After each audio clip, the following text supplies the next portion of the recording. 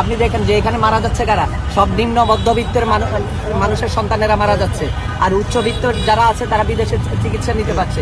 এমনকি আমরা দেখতে পেলাম যে এই দেশের রাষ্ট্রপতিও এই দেশের চিকিৎসা নেন না, তিনি বাইরে গেছেন 22 জনের বহর নিয়ে এই রাষ্ট্রে কোটি কোটি টাকা খরচ করে তিনি চিকিৎসা নিতে গিয়েছেন।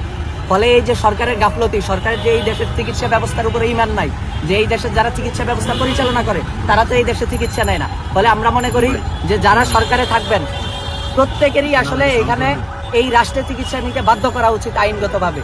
এবং আমরা দেখছি যে সরকার অন্যের উপরে দায় চাপাচ্ছে, ইন্টারিমের উপরে দায় চাপাচ্ছে, আওয়ামী লীগ সরকারের উপরে দায় চাপাচ্ছে।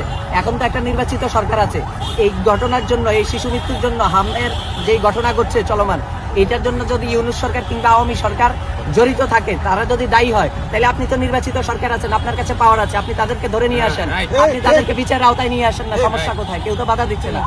কিন্তু আরেকটা বিষয় হচ্ছে, যারা আগে স্বাস্থ্যমন্ত্রী ছিল, স্বাস্থ্য উপদেষ্টা ছিল, তারা না হয় পালিয়ে গেছে, কিন্তু সচিব থেকে আমলা, সমস্ত আমলারা তো এই রাষ্ট্রে আছে, তাদেরকে ধরেন না কেন? শুধু তো উপদেষ্টার সাবেক স্বাস্থ্যমন্ত্রী দায়ী না। ফলে এটার জন্য আমরা স্বাস্থ্য অধিদপ্তর মুখে আজকে প্রতিবাদ স্বরূপ আমরা কফিন হস্তান্তর করবো। আমরা শহীদ শিশুদের গায়েবানা জানাজা পড়েছি, অবস্থা